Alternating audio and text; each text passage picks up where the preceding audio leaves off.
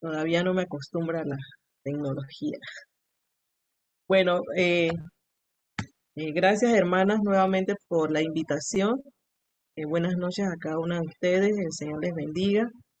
Vamos a estar viendo estos pasajes de Santiago 5, 12 al 18.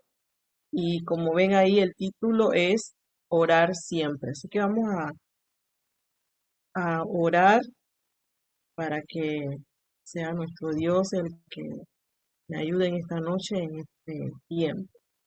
Padre bueno, te damos gracias por la oportunidad que me das nuevamente de estar con mis hermanas de la Iglesia de Santiago, pidiéndote, oh Dios, tu dirección para poder eh, enseñar, y que sea tu Espíritu Santo guiándome en este momento y que también sea de bendición para mis hermanas, como lo ha sido para mí.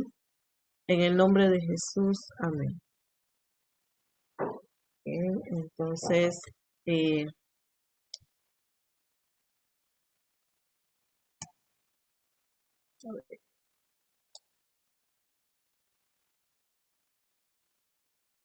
bueno, Santiago termina, como vamos a ver en esta lección y como hemos visto en el capítulo 1, cuando Santiago empieza a escribir esta carta, eh, les escribe a los que están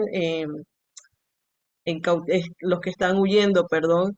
Él les escribió que debían orar y pedir a Dios la sabiduría, ¿verdad? Recuerdan que eso lo vimos en los primeros versículos. Así que Dios, perdón, Santiago les dice a los hermanos que oren por sabiduría, sabiduría que es necesaria para crecer en una vida de fe verdadera y práctica. Y ahora vamos a ver que nuevamente Santiago escribe en sus palabras finales, porque ya estamos terminando este libro tan maravilloso que hemos eh, escuchado durante estas reuniones, que la oración, la importancia de eh, la oración eficaz y ferviente. Como alguien ha comentado, si podemos afirmar que la carta de Santiago condensa la obra de la fe, su conclusión se enfoca en la obra suprema de la fe, los creyentes orando con poder. Entonces, eso es lo que vamos a estar viendo un poco esta noche acerca de la oración. Hay un dato muy interesante de cómo se le llamaba a Santiago. Dice que a Santiago se le llamaba, eh, lo que es así, rodillas de camello, porque para él era realmente muy importante el tema de la oración. Él confiaba mucho en, en esto, así que cuando enseña, enseña pensando y sabiendo la importancia que era la oración, y como vimos, empieza desde el primer capítulo hablando de la oración y al terminar va a hablar también de ella. Eh, pero aquí vamos a ver que para iniciar esta lección estamos viendo este versículo el- de un mandato que les da Santiago a los hermanos. Les dice en Santiago 5:12, sobre todo hermanos míos, no juren ni por el cielo, ni por la tierra, ni por ninguna otra cosa, que su sí sea sí y que su no sea no, para que no sean condenados. Eh, y antes entonces de aproximarnos a las palabras de Santiago acerca de ser fiel en la oración, aquí vamos a ver un mandato. ¿Cuál es ese mandato? No jurar. Y lo que muchos comentaristas decían era que los judíos tenían esta costumbre a estar jurando. El pastor Pérez Millos dice que para ellos el juramento era necesario debido al hábito de mentir que se había hecho muy común a muchos de ellos. Y se habían hecho tan mentirosos que tenían que apoyar sus palabras con juramentos. Y bueno, nosotros sabemos que en el Antiguo Testamento se hablaba de muchos juraron, ¿verdad? Muchos hablaron de jurar, pero realmente si iban a jurar y si iban a utilizar el nombre de Dios era porque era algo que iban a cumplir, algo que realmente era verdad y por eso podían jurar en nombre de Dios, pero no utilizar el nombre de Dios en vano si realmente eh, como a veces hacemos, ¿no? Que hemos visto que cruzan los dedos por la parte de atrás mientras está diciendo algo que realmente no es cierto. Entonces Santiago le está diciendo a los judíos, ustedes tienen que ser claritos. Cuando ustedes van a hacer algo, simplemente sean transparentes, no tienen por qué estar diciendo o jurando ni por ninguna cosa, porque los judíos pensaban, bueno, es que si juro por la tierra o por el cielo o por cualquier otra cosa, no va a caer condenación, pero realmente entonces Santiago les dice, ustedes tienen que ser serios y ustedes tienen que decir como creyentes eh, la verdad, o sea, no hay caso para estar jurando por nada. Entonces, para nosotros, Santiago deja muy claro lo que debemos hacer en relación con jurar o hacer juramentos. Simplemente debemos ser transparentes en nuestra conversación, hablar lo que realmente queremos decir y decirlo con seriedad. Dicho esto, Santiago procede a hablar de la oración. Y como dice aquí, vaya, sí que podemos aprender en estos pocos versículos en lo que Santiago llama a todos en la iglesia a orar. Y así empieza, ¿no? Así continúa entonces Santiago hablando acerca de la importancia de orar. Y primero tiene un grupo que él les llama los afligidos. Y esta es una referencia a aquellos que son perseguidos, maltratados y humillados. Las aflicciones que están atravesando lo que hemos podido ver, todo lo que estos judíos han estado atravesando. Son cosas muy difíciles, son cosas muy debilitantes. Ellos están atravesando por demasiadas calamidades, demasiados problemas. Y entonces Santiago les anima a buscar esa fórmula para eh, cuando están en esa aflicción y en ese problema. Así que las aflicciones pueden ser diversas. Ahí él no le está diciendo que aflicción, cualquiera que fuera la aflicción, lo que indica Santiago es que el remedio para esta es que se haga oración, ¿verdad? Como podemos leer en el versículo número 13, que dice que si estás afligido, ¿cuál es la respuesta para eso? Haga oración, ¿verdad? Entonces la palabra haga oración eh, es en el griego de aquellos tiempos, es una forma verbal que nos indica que el creyente debe orar continuamente, o sea, es algo continuo. Le está diciendo, no cese de orar, ore, ore, ore. Está afligido, ore.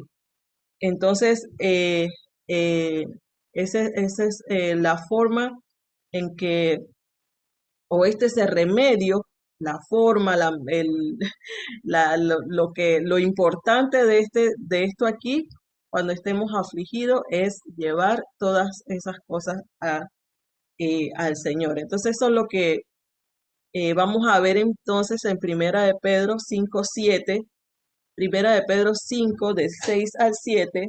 Si alguien me puede ayudar a leer el versículo para responder a la pregunta, ¿cómo ayuda la oración a quienes sufren de esta manera?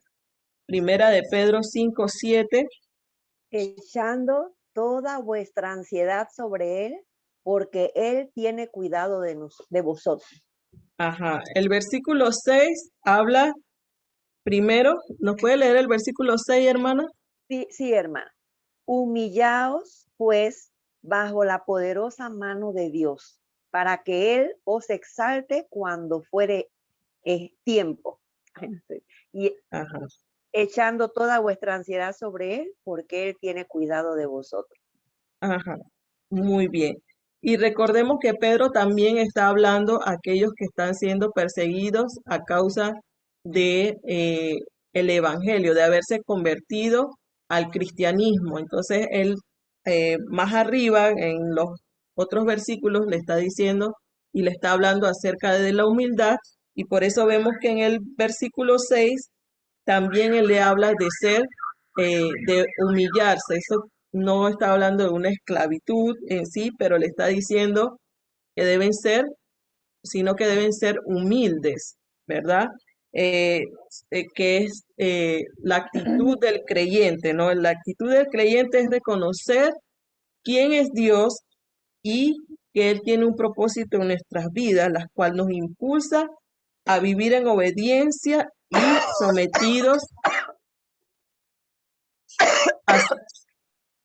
y sometidos a su voluntad, ¿verdad? Entonces, de esto se trata esa humildad y reconociendo que Él es el Señor poderoso, que es el que nos guarda en su mano, y eso es lo que vamos a ver en el versículo 7, porque hablando de todas esas ansiedades, lo que le dice Pedro en el versículo 7 es que echemos, ¿verdad?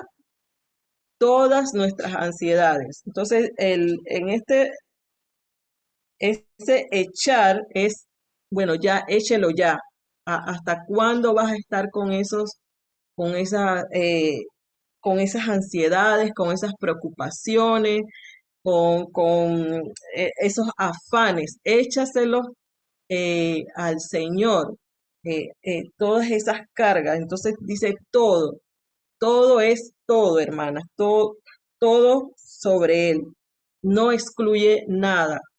Dice, todas las cargas que tú tengas, écheselas a Dios. Y es como Jesús también decía, ¿verdad? Jesús dijo, venid a mí todos los que estáis trabajados y cargados, y yo os haré descansar. Y definitivamente que nosotros vamos a tener preocupaciones porque eh, de repente hace falta dinero para terminar la quincena, qué sé yo, falta, eh, no sabemos cuál va a ser el desayuno de mañana, y vamos a tener esas preocupaciones que obviamente, y sobre todo cuando eh, sabemos que nuestra pareja, nuestro esposo, nuestro proveedor, también tiene esas preocupaciones, nosotros también vamos a tener preocupaciones, pero eh, eh, hay, eh, hay cosas que van más allá, ¿no? Como el afán, de repente de tener algo que no podemos tener y lo queremos tener de todas maneras, y si lo tenemos, entonces vamos a estar afligido, afanado, porque ni siquiera lo podemos disfrutar. Entonces son esas cargas que debemos dejar y entregárselas al Señor, ¿no? Poner todas esas cosas eh, en las manos del Señor para que Él sea quien haga y que nos provea. Eso es lo que le está diciendo Pedro aquí. Entonces, dejar todas nuestras cargas al Señor, les dice aquí en Primera de Pedro 5 6 7 porque, y me gusta mucho esto porque dice que Él tiene cuidado de vosotros. O sea que Dios tiene ese cuidado especial por nosotros. eh, y cuando leemos esta palabra, recordemos eh, que ese cuidado de Dios es algo, en el griego dice que es como, como que está alrededor suyo. Cuando leemos ese pasaje es que Dios está alrededor de nosotros cuidándonos. Entonces eso es una parte bien hermosa que me gustó porque dice que Él está alrededor de nosotros. Así que es muy hermoso saber que Él cuida de nosotros de una forma muy especial. Él, y también y también lo está haciendo continuamente. Él continuamente está dando ese cuidado a nosotros y es como que te cubre alrededor tuyo, ¿verdad? Entonces es una parte muy hermosa saber que cuando estamos afligidos, Él conoce nuestras necesidades y Él tiene ese cuidado especial para nosotros. Eh, el siguiente pasaje eh, habla entonces a los que están alegres, porque eh, no todo el tiempo, ¿verdad? Vamos a tener esas aflicciones o vamos a tener tantas preocupaciones, pero no debemos olvidar tampoco dar alabanzas a Dios cuando estamos alegres. Así que Santiago le habla a los que en ese momento no tienen preocupaciones tales que pueda levantar y también en forma de oración una alabanza al Señor, ¿verdad? Y entonces ahí vemos vemos que nos pone en los versículos de Efesios 5:19, que yo creo que lo conocemos de memoria, que dice así: hablando entre nosotros con salmos e himnos y cánticos espirituales, cantando y entonando salmos de todo corazón al Señor, ¿verdad? Ese es Efesios 5:19, nos dice la forma o lo que cuando estamos alegres, cuando estamos felices, qué son las cosas que debemos hacer: cantar con salmos, que eh, usar podía ser lo que Santiago le está diciendo aquí a ellos, es el mismo libro de los Salmos, ¿verdad? Para cantar y espirituales son ya cantos que la persona escribe cuando está alegre y y también les llama estás en esa alegría, tú a veces brota como de ti mismo el hecho de que en ese momento estás bien, que te recuerdas de tu Señor, de tu Creador y levantas en forma de alabanza esa oración y yo conozco muchas personas que hacen eso, pues tienen esa forma tan especial de agradecer al Señor a través de lo que, de su propio corazón salen alabanzas, ¿verdad? Entonces, Santiago anima a los hermanos a que canten alabanzas. Igual nos dice Colosenses, Pablo a Colosenses les dice que es parecido, ¿verdad? A ver, no sé si copié mal la cita. No, dice, la palabra del Mesías viva en nosotros en abundancia, con toda sabiduría, enseñando y amonestando los unos a los otros. Igual dice, con salmos e himnos y cánticos espirituales, cantando con gratitud en vuestros corazones a Dios. Y entonces, yo no sé cuál es su situación, hermana. No sé si usted está afligida o está alegre, independientemente de cómo estemos nosotros ahorita mismo, debemos seguir las instrucciones que Santiago nos pone aquí. Ok, siguiendo con los siguientes versículos, eh, ahora le habla a los que están enfermos. Aquí la palabra enfermo, como puse aquí, o como estaba en las notas, dice que el enfermo debe actuar y llamar a los ancianos, líderes o ancianos de la iglesia, Los líderes deben orar por el enfermo y las oraciones llenas de fe de los ancianos restaurarán a los que están débiles física y espiritualmente y en derrota. Porque aquí la palabra enfermo es una persona que está fatigada, es una persona que está débil, es una persona que tanto está de esa manera porque está débil, ya sea por algo físico, por algo emocional, espiritual, y, y aunque no esté pronto de morir, él está muy débil. Así que esa persona tiene que llamar a los líderes o ancianos de su iglesia y ese llamar en la forma verbal del griego es algo que tiene que ser así, urgente. Estoy muy débil, tengo esa necesidad de que los líderes de mi iglesia estén a mi lado porque yo necesito que ellos oren por mí.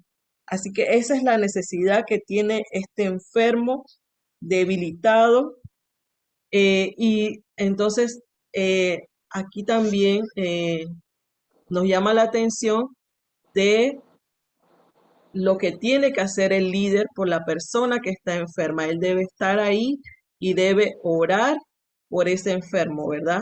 Dice que la oración de fe de ese anciano, de ese líder, hacia el Señor soberano, el cual va a tener esa, eh, va a escuchar esa oración de estos hermanos y quien va a hacer eh, según su voluntad, según su soberanía, después de haber escuchado esta oración, va a levantar y va a restaurar a este enfermo.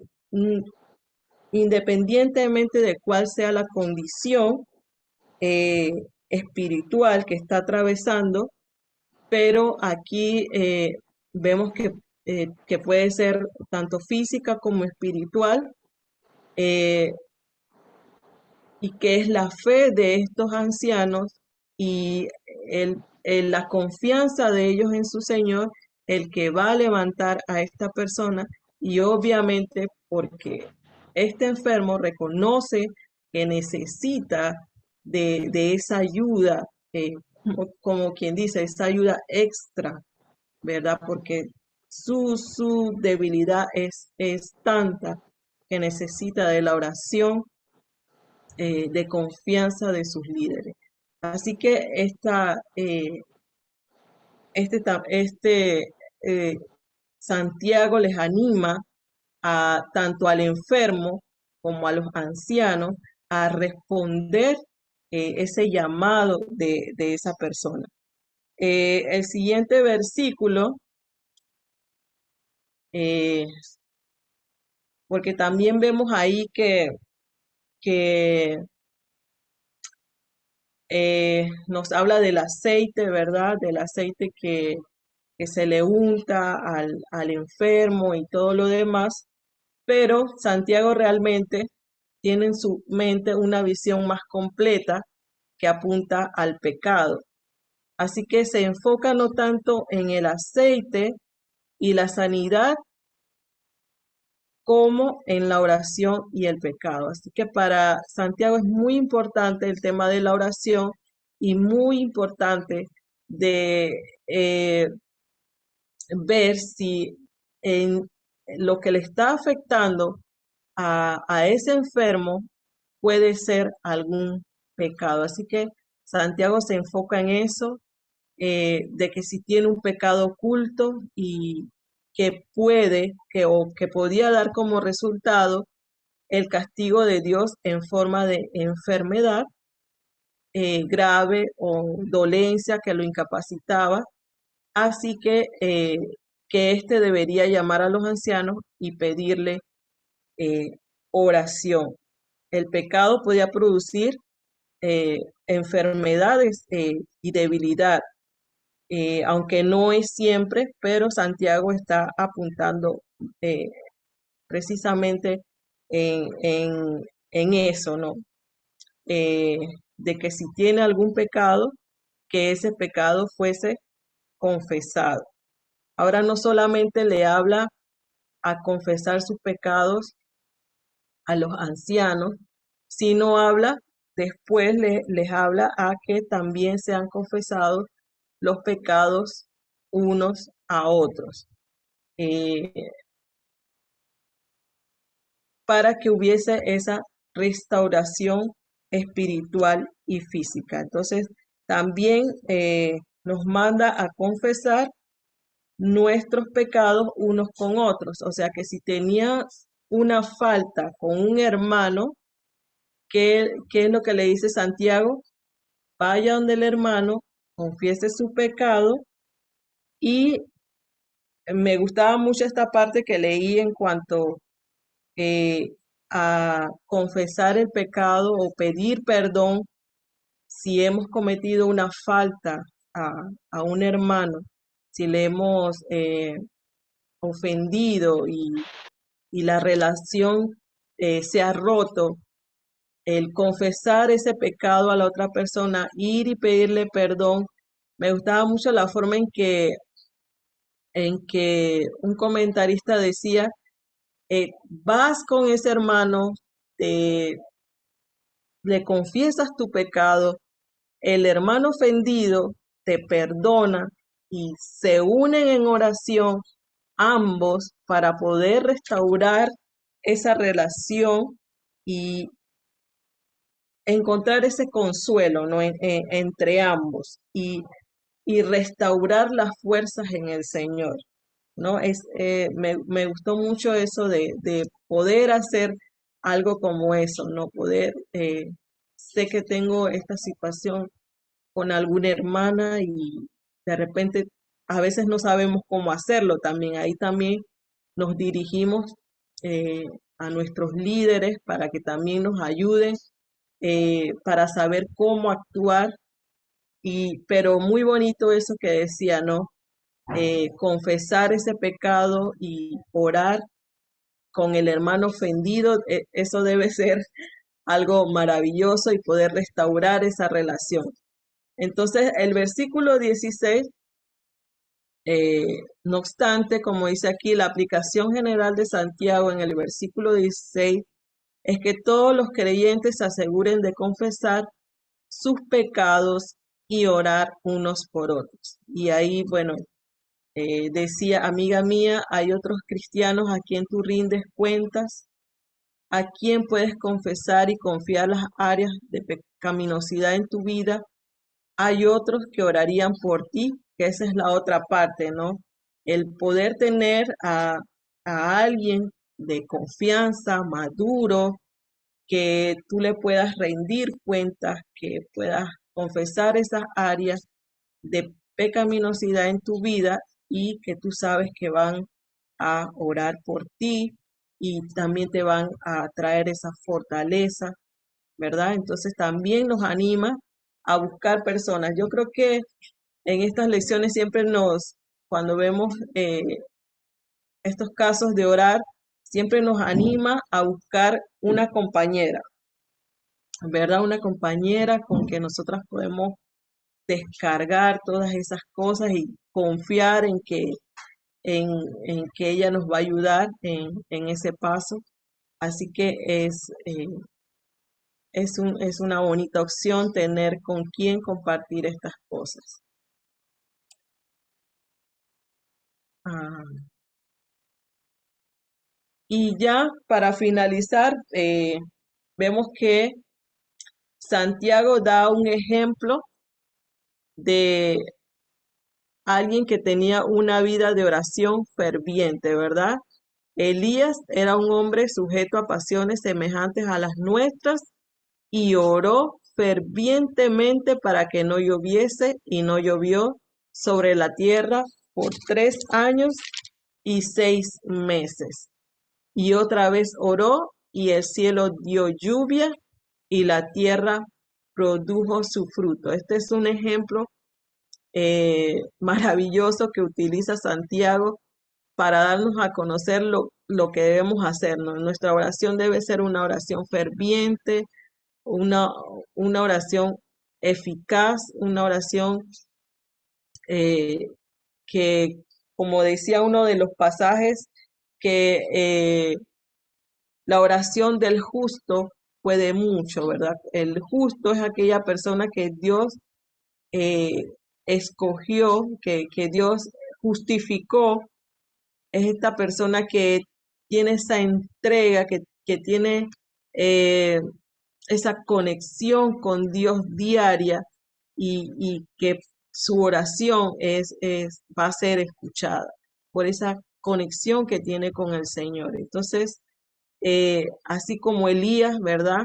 Un hombre igual que nosotras, oró fervientemente para que no lloviese y el Señor, que ya él sabía que esto iba a suceder para su pueblo a pesar de sus rebeliones, él contesta, ¿verdad? Su oración. Así que desde el corazón de una mujer querida, Santiago es como un médico que siempre sabe lo que más conviene, incluso si duele. Cuando tenemos una dolencia física, a veces el tratamiento es doloroso. La cirugía complica la vida.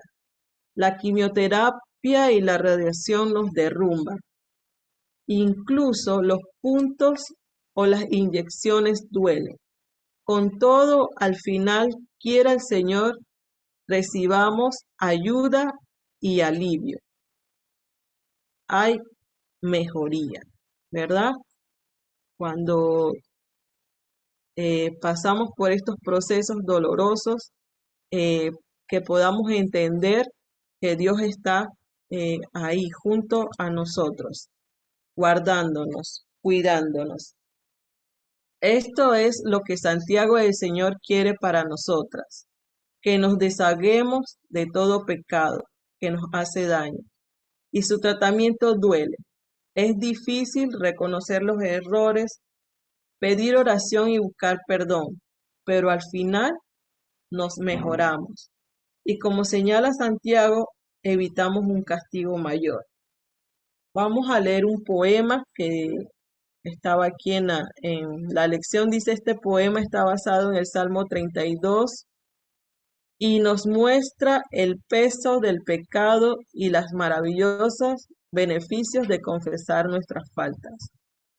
Dice así, mientras callé mi culpa, mi fuerza se extinguió en dolor. Tu mano sobre mí pesó. Mi alma no tuvo reposo, pero cuando declaré mi transgresión, dejé de ocultar mi pecado y confesé mi falta. Entonces tú me perdonaste. Salterio 46.